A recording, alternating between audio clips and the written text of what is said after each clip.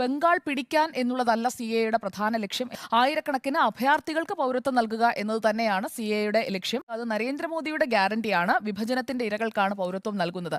അത് വിഭജനത്തിന്റെ ഇരകൾ അത് ഏത് മണ്ഡലത്തിൽപ്പെട്ടവരാണ്, ആ മണ്ഡലത്തിൽ അതുമൂലം വോട്ട് കിട്ടുമോ എന്നത് നോക്കി നൽകാനുള്ള ഒരു പരിഷ്കാരമായോ അല്ലെങ്കിൽ ഒരു നിയമം നടപ്പാക്കലായോ ഞാൻ കരുതുന്നില്ല. എന്തായാലും തുടക്കത്തിൽ പൗരത്വം നൽകിയിരിക്കുന്നത് രാജസ്ഥാൻ, യു.പി., അസം എന്നീ 3 സംസ്ഥാനങ്ങളിൽ നിന്നുള്ളവർക്കാണ് ഈ പൗരത്വ സർട്ടിഫിക്കറ്റ് കൈമാറിയിരിക്കുന്നത്. കൂടുതലും അപേക്ഷകരും ആ ഭാഗങ്ങളിൽ നിന്നുള്ളവരാണ്. അപേക്ഷകൾ പരിഗണിക്കുന്നത് ജില്ലാതല സമിതിയാണ്, അല്ലാതെ ബി.ജെ.പിയുടെ ജില്ലാ കമ്മിറ്റിയല്ല.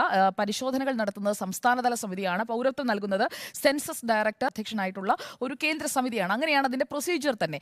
അതിൽ അപ്പോൾ ഒരു പാർട്ടി, ഒരു രാഷ്ട്രീയ പാർട്ടി അത് വോട്ട് പിടിക്കുന്നതിനുള്ള ആയുധമാക്കി മാറ്റുന്നു എന്ന് പറയുന്നത് അത് കോൺഗ്രസിന്റെ നറേറ്റീവാണ്, ഇന്ത്യ മുന്നണിയുടെ നറേറ്റീവാണ്. ഈ സിഎഎ വിഷയത്തിലെ കൃത്യമായിട്ടുള്ള ഒരു നിലപാട് ഇന്ന് നരേന്ദ്രമോദി പറയുന്നത്. അതിൽ കോൺഗ്രസിനെ കുറിച്ച് പറയുന്നത് കോൺഗ്രസിന്റെ പൊളിറ്റിക്സ്, ഇന്ത്യ മുന്നണിയുടെ പൊളിറ്റിക്സ് എന്താണ് എന്നുള്ളത് ജനങ്ങൾ മനസ്സിലാക്കി കഴിഞ്ഞിരിക്കുകയാണ്.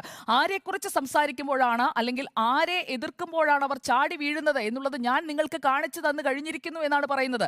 അതായത് അവരുടെ മുഖം മൂടി എടുത്തു മാറ്റി എന്നാണ് നരേന്ദ്രമോദി ഇന്ന് കൃത്യമായി പറയുന്നത്.